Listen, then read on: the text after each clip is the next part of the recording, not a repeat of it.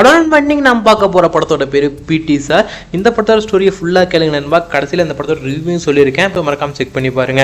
வாங்க ஸ்ட்ரைட்டாக இந்த வீடியோக்குள்ளே போகலாம். இந்த படத்தோட ஸ்டார்டிங்கில் ஒரு 2 பொண்ணுங்க மலையில் நடந்துக்கிட்டே வந்து மேஜிக் வால்னு ஒரு செவர் இருக்குது. அந்த செவத்தில் இந்த இன்ஸ்டியூஷனில் நடக்கிற கொடுமைகள்லாம் கேட்கறதுக்கு யாருமே இல்லையான்னு சொல்லி எழுதி வச்சுட்டு அங்கேருந்து கிளம்பிடுறாங்க. அப்படியே கட் பண்ணால் ஈரோட்டில் ஒரு பெரிய ஸ்கூலை காமிக்கிறாங்க.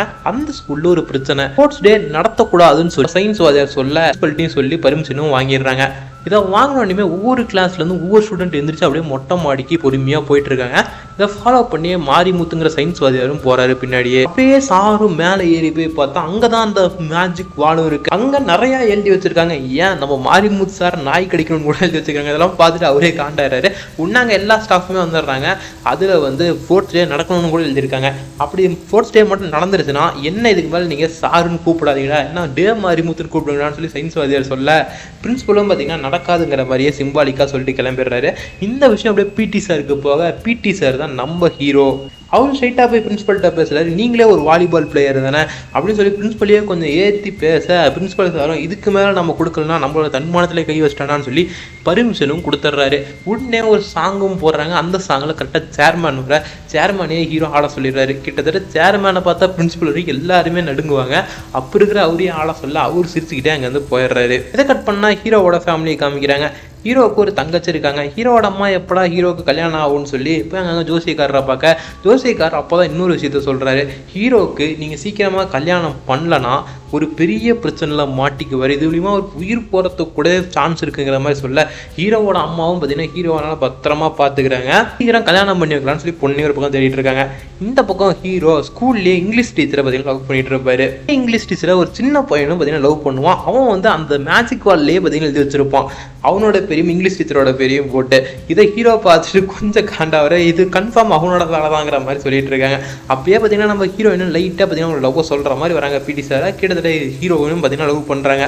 அப்படியே ஹீரோயினுக்கு ஒரு சாங்கை போட்டு கட் பண்ணால் நந்தினிங்கிற ஒரு பொண்ணை காமிக்கிறாங்க. இந்த பொண்ணு அவங்களோட காலேஜ் கல்ச்சுரல்ஸ்க்காக சேர்மேன் சொன்னாலும் அவரை இன்வைட் பண்ணுறதுக்காக வந்திருக்காங்க சீஃப் கெஸ்ட்டாக. அதே காலேஜுக்கு தான் நம்ம ஹீரோவும் வந்திருக்காரு. ஏன்டா ஸ்கூல்லேருந்து இங்கே வந்தாருன்னு கேட்டால் சேர்மேன் தான் கூப்பிட்டுருக்காராமா. சரின்னு இவரும் அங்கே போய் சேர்மேனை பார்த்தா நம்மள தான் அவங்க ஆட சொல்லிட்டோம், அதனால தான் பிரச்சனையாயிருமான்னு சொல்லி சேர்மேன்ட்ட போனோடனே சாரி கேட்க, அந்த மேஜிக் வாலை நீ தான் இன்ட்ரடியூஸ் பண்ணி வச்சே அம்மா, இன்ஸ்டியூஷனில் இருக்கிற இவங்க கூட அந்த மேஜிக் வாலில் வந்து எழுதணும்னு ஆசைப்படுறாங்க, அதனால நீ வந்து அங்கேயே பர்மிஷன் கொடுத்தீங்கன்னா இவங்களும் வந்து அங்கே எழுதிக்குவாங்கிற மாதிரி சொல்ல, அவரும் பார்த்தீங்கன்னா பிடி சார் ஓகேன்னு சொல்லிடுறாரு. இதை கட் பண்ண ஹீரோயின் ஒரு நாள் அந்த மேஜிக் வாலில் போய் என்னென்ன எழுதியிருக்காங்கன்னு படிச்சுட்டு இருக்க, அப்போ இந்த இன்ஸ்டியூஷனை பற்றி ஸ்டார்டிங் எழுதிருப்பாங்க, அதை படித்து பார்த்துட்டு பிடி சாரை கூப்பிட்டு சொல்ல, இதை கன்ஃபார்ம் நம்ம சீரியஸாக எடுத்தாகணும்னு சொல்லி பிடி சார்கிட்ட சொல்ல, பிடி சார் இதெல்லாம் ஒரு பிரச்சனையா மேம், யாரோ ஹோம்ஒர்க் ஏதோ கொடுத்துருப்பாங்க அதை செய்யாதனால அந்த காரணம் வந்து எழுதிட்டு போயிருக்காங்கிற மாதிரிலாம் கொஞ்சம் இதுவாக சொல்ல, இல்லை ஸ்கூலில் யாரும் இன்ஸ்டியூஷனுங்கிற வேர்டை யூஸ் பண்ண மாட்டாங்க அப்படிங்கிற மாதிரி சொல்ல, பிடி சாரும் கொஞ்சம் வந்து சுதாரிக்கிறாரு என்னவா இருக்குன்னு சொல்லி. அப்படியே ஹீரோவும் வீட்டுக்கு வர நந்தினியை காணணும்னு சொல்லி அவங்க அப்பா அம்மா பார்த்தீங்கன்னா தொலைகிட்டு இருக்காங்க. அப்போதான் நம்ம ஹீரோக்கு நான் வருது, அவங்க தான் சீஃப் கெஸ்ட்டாக இன்வைட் பண்ணுறதுக்காக சேர்மேனோடைய ரூம் கிட்ட தான் இருந்தாங்க அப்படிங்கிற மாதிரி சொல்ல, சரி நாமளும் போய் தொலைவி பார்க்கலாம் நந்தினி எங்கே இருக்கான்னு சொல்லி ஹீரோவும் கிளம்ப, அப்போ கரெக்டாக ஹீரோட அம்மா வந்து நீ எங்கேயும் வெளியே போகக்கூடாதுன்னு சொல்ல, இருந்தாலும் ஹீரோ அவங்களோட அம்மா பேச்சை மதிக்காமல் அங்கேருந்து கிளம்பி நந்தினியை தேட ஆரம்பிக்கிறாரு. அப்போ கொஞ்சம் தூரம் போன உடனே நந்தினி வீட்டுக்கு வந்துட்டான்னு சொல்ல, கொஞ்சம் ரத்த காயத்தோட பார்த்தீங்கன்னா வந்திருக்காங்க. நந்தினியை யாரும் அரெஸ்ட்மெண்ட் பண்ண மாதிரி இருக்கு, அதெல்லாம் கொண்டு வந்து வீட்டில் சொல்லிட்டு என்ன பஸ் ஸ்டாப்ல வச்சு இப்படிலாம் பண்ணாங்கிற மாதிரி சொல்ல, உடனே அவரோட அப்பா வந்து நீ கம்முன்னு உள்ளே போமா, இதெல்லாம் நம்ம போலீஸ் கிட்ட சொன்னோம்னா நமக்கு தான் அசிங்கம், உன்னை யாருமா இப்படிலாம் ட்ரெஸ் பண்ண சொன்னான்னு சொல்லி நந்தினியை திட்டிட்டு உள்ளே போய் படுக்க சொல்லிடுறாங்க. அடுத்த நாள் காலைல நந்தினியை பார்க்க, நந்தினியை பார்த்தீங்கன்னா சிரிச்சுக்கிட்டே அங்கேருந்து கிளம்பி போயிடுறாங்க அவரோட காலேஜுக்கு. கொஞ்ச நாள் இப்படியே போக நந்தினியை பஸ் ஸ்டாப்பில் அரெஸ்ட்மெண்ட் பண்ண அந்த வீடியோ சோசியல் மீடியாவில் வைரலாக ஆரம்பிக்குது. இதை பார்த்து நந்தினியும் பார்த்தீங்கன்னா காலேஜுக்கே போகாமல் உள்ளே இருக்காங்க. இருந்தாலும் அந்த வீடியோவில் ஃபுல் அண்ட் ஃபுல் நெகட்டிவ் கமெண்ட்ஸாக நம்ம நந்தினிக்கு தான் பார்த்தீங்கன்னா வருது. நந்தினி இப்படி ட்ரெஸ் பண்ணது தான் தப்பு, இதனால தான் இப்படிலாம் ஆச்சுங்கிற மாதிரி சொல்ல, இருந்தாலும் ஒரு சில பொண்ணுங்க மட்டும் உள்ளே வந்து உங்கள் வீட்டில் இப்போ என்னன்னா நீங்கள் இப்படி தான் சொல்லுவீங்க சொல்லி கேட்க, என்னதான் இப்படி இருந்தாலும் நிறைய மிக்சடான ரிவ்யூஸ் நம்ம நந்தினிக்கு தான் வந்திருக்குது. அதனால நந்தினி இப்ப வீட்டை விட்டே வெளியே வர்றது கிடையாது. இது ஒரு பக்கம் இருக்க, ஹீரோ போய் ஹீரோயினோட அப்பாட்டே பேசிட்டு அங்க ஹீரோயின் சைடு எல்லாமே ஓகே ஆகுது. இப்போ இவங்க 2 பேருக்கு நிச்சயதார்த்தமும் ஆக போகுது. அதுக்காக எல்லா இடத்துலையும் பத்திரிக்கை வச்சுட்டு இருக்காங்க.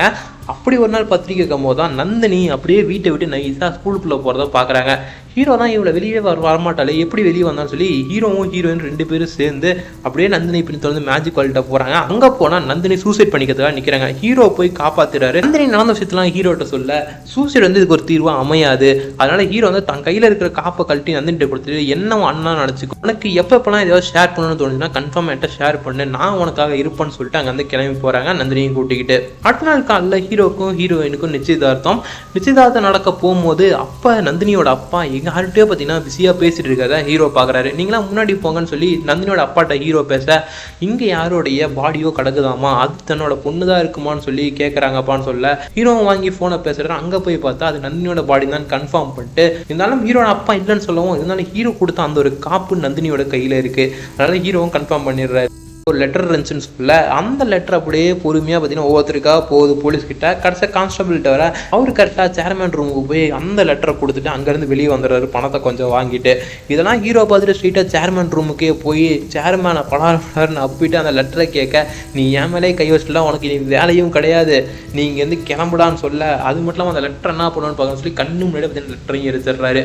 இதுக்கப்புறம் ஹீரோ போய் கோர்ட்டில் கேஸ் போட ஹீரோ சைடு அவரோட மாமனார் வாதாடுறாரு. சேர்மேன் சைடு இருக்கிறதுலே பெரிய வக்கீல் எதுலையுமே தோத்தது கிடையாது. அப்படி இருக்கிற ஒரு வக்கீலை கொண்டு வந்து நிறுத்துறாங்க. இந்த பக்கம் அந்த 2 வக்கீலை பத்தியே ஹைப் கொடுத்துட்டு இருக்க சென்டர்ல வந்த ஜட்ஜு நானும் இங்க இருக்கேன்டா, என்ன பத்தி கொஞ்சம் ஹைப் கொடுங்கடான்னு சொல்லி அவங்க 1-2 வார்த்தையை எடுத்து வர்றாங்க. அதுக்கப்புறம் இவங்க 2 பக்கமும் பார்த்தீங்கன்னா கேஸை விசாரிக்கிறாங்க. என்னதான் சேர்மேன் பக்கம் எவிடன்ஸ் எல்லாம் கரெக்டாக கொடுக்குறாங்க. பட் ஆனால் நம்ம ஹீரோ கிட்ட எவிடன்ஸுங்கிறது எதுவுமே கிடையாது.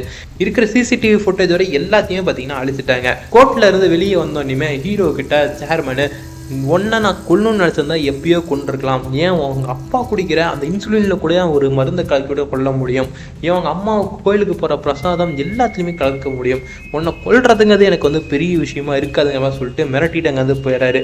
அட் ஃபைனலி கேஸும் ஹியரிங்க்கு வருது. இது வரைக்கும் பார்த்தீங்கன்னா கேஸ் நடந்ததில்ல, ஒரு எவிடன்ஸ் கூட நம்ம ஹீரோ சைட்லேருந்து சப்மிட் பண்ணல. சரி எல்லாமே ஜெர்மனுக்கு தான் ஆதரவாக இருக்குது. சரி ஜட்ஜும் பார்த்தீங்கன்னா எழுத போக ஹீரோ ஸ்ட்ரெயிட்டாக கூண்டில் வந்து நின்று நடந்த விஷயத்தெல்லாம் திருப்பி ஃபர்ஸ்ட் இருந்து சொல்கிறாரு. சொல்லி முடிச்சோடனே ஜட்ஜு கேட்குறாரு, இதெல்லாம் சொன்னாலும் உங்ககிட்ட எவிடன்ஸுங்கிறது கிடையாது. கிட்டத்தட்ட அன்னைக்கு சேர்மேனே ஸ்ட்ரெயிட்டாக நந்தினிக்கு ஃபோன் பண்ணி கொஞ்சம் அட்ஜஸ்ட் பண்ணுறியான்னு சொல்லி பார்த்தீங்கன்னா கேட்டிருப்பாங்க உன்னை டிஸ்மிஸ் பண்ணுறதுக்கு முன்னாடி. இதுக்காக நந்தினியை டிஸ்மிஸ் பண்ணுறாங்கன்னா இந்த மாதிரியான ஹராஸ்மெண்ட் பண்ண வீடியோ தான் வைரல் ஆனதுனால அவங்களோட காலேஜுக்கு தான் கெட்ட பேராக மாறுது. ஸோ இது ஒன்றா டிஸ்மிஸ் பண்ணுறதுக்காக எல்லாருமே சைன் போட்டாங்க. நான் சைன் போடக்கூடாதுன்னா நீ என் கூட அட்ஜஸ்ட்மெண்ட் பண்ணணும்னு சொல்லி சேர்மேன் கேட்குறத ஹீரோயினும் ஹீரோ 2 பேருமே பார்த்தீங்கன்னா கேட்டிருக்காங்க. அந்த மேஜிக் வால்ட் இருக்கும் போது தான் அவரும் ஃபோன் பண்ணி பேசியிருக்காரு. இதெல்லாம் ஸ்ட்ரெயிட்டாக ஜட்ஜுக்கிட்டே ஹீரோ சொல்ல இருந்தாலும் உங்ககிட்ட எவிடன்ஸ் இருக்கான்னு சொல்லி கேட்க இதுக்கு மேல செத்து போன நந்தினியே வந்து சொன்னாதான் உண்டுங்கிற மாதிரி சொல்ல அப்ப கரெக்டா நந்தினி மாஸ்கை போட்டு பார்த்தீங்கன்னா கூட்டத்துல இருந்து எந்திரிச்சு வராங்க. வச்சே ஒன்று ஷாக் ஆகிட்டு ஹீரோவை கூப்பிட்டு இதை நீ ஃபர்ஸ்டே பண்ணியிருந்தா இந்த ஒரு கேஸ் இவ்வளோ தூரம் இழுத்துருக்காதுன்னு சொல்ல ஹீரோ உங்களுக்கு ஹராஸ்மெண்ட் பண்றதுலாம் சின்ன கேஸாக தானே இருக்கு, இதெல்லாம் ஒரு பெரிய விஷயமாவே எடுத்துக்க மாட்டேங்கிறீங்க, ஜஸ்ட் லைக் தட்னு எடுத்துக்கிறீங்க. இதை பத்தி ஹீரோவும் கொஞ்சம் டீட்டெயிலாக சொல்றாரு. இதெல்லாம் சொன்னாலும் ஜட்ஜு வந்து நீங்க பொய் கேஸை போடலாம ஒரு மோசடியும் பண்ணியிருக்கீங்க, ஒருத்தங்க செத்து போனதா சொல்லி அவங்கள உயிரோடையே கொண்டு வந்து நிறுத்திருக்கீங்க, இதுக்காக உங்களை 6 மாதம் நான் ஜெயிலில் போறேன்னு சொல்லி ஹீரோ 6 மாதமும் இதுக்கு துணையா இருந்த வக்கீல சஸ்பெண்டும் பண்ணிடுறாங்க. இருந்தாலும் அவருக்கு அந்த பக்கம் மதிப்பு கூடி போச்சு. இந்த பக்கம் என்னதான் பிடி சாரத்துக்கு ஜெயிலில் போட்டாலும் மக்கள் மத்தியில் இவருக்கான மதிப்பும் கூடி போச்சுன்னு தான் சொல்லி ஆகணும். இவ்வளோ நடந்தும் பிடி சாருக்கு எப்படா வக்கீல் பொண்ணை கொடுத்தாருன்னா, ஏன்னா என்னதான் நிச்சயதார்த்தையே விட்டு இவர் அங்கே போய் பார்த்துருப்பாரு, ஒரு பொண்ணுக்காக பார்த்தீங்கன்னா இவ்வளோ தூரம் பார்த்தீங்கன்னா இறங்கி வந்தவர் தன்னோட பொண்ணுக்காக இறங்கி வர மாட்டாரான்னு சொல்லி தான் பார்த்தீங்கன்னா அவரோட பொண்ணை நிச்சயதார்த்தமே கேன்சல் ஆயிருந்தாலும் அடுத்த முகத்தில் நிச்சயதார்த்தம் வச்சுக்கலாம்னு சொல்லி வக்கீல் சொல்லியிருப்பாரு. அப்புறம் சேர்மனையை அரெஸ்ட் பண்ணிடுறாங்க. நந்தினி திருப்பி அவரோட வீட்டுக்கே போகும்போது யார் யாரெல்லாம் அவங்களுக்கு நந்தினியை ஒரு கேவலமாக பார்த்தாங்களோ அவங்களாம் இப்போ ஒரு ரெஸ்பெக்டோடையும் பார்க்குறாங்க. இதோட இந்த ஒரு கதையை முடிஞ்சிருது. ஃபைனலி இந்த படத்தோட ரிவ்யூன்னு சொல்லி கேட்டிங்கன்னா ஒரு நல்ல ஒரு கான்செப்ட் ஹிப் ஹாப் தமிழில் ரொம்ப நாளைக்கு அப்புறம் பார்த்தீங்கன்னா சூஸ் பண்ணி நடிச்சிருக்காருன்னே சொல்லலாம். ஒரு உமன் எம்பவர்மெண்ட்டை பற்றி நல்லாவே பேசியிருக்காங்க படத்தில். ஸோ இந்த படத்தோட ஸ்டோரி உங்களுக்கு பிடிச்சிருந்தா கீழே கமெண்ட்ஸில் கமெண்ட் பண்ணுங்க. நீங்கள் நம்ம சேனலுக்கு சப்ஸ்கிரைப் பண்ணிக்கோங்க நண்பா. அட் ஃபைனலி இந்த படத்தோட பற்றி நீங்கள் நினைக்கிறீங்கன்னு சொல்லி கீழே கமெண்ட்ஸில் கமெண்ட் பண்ணுங்க.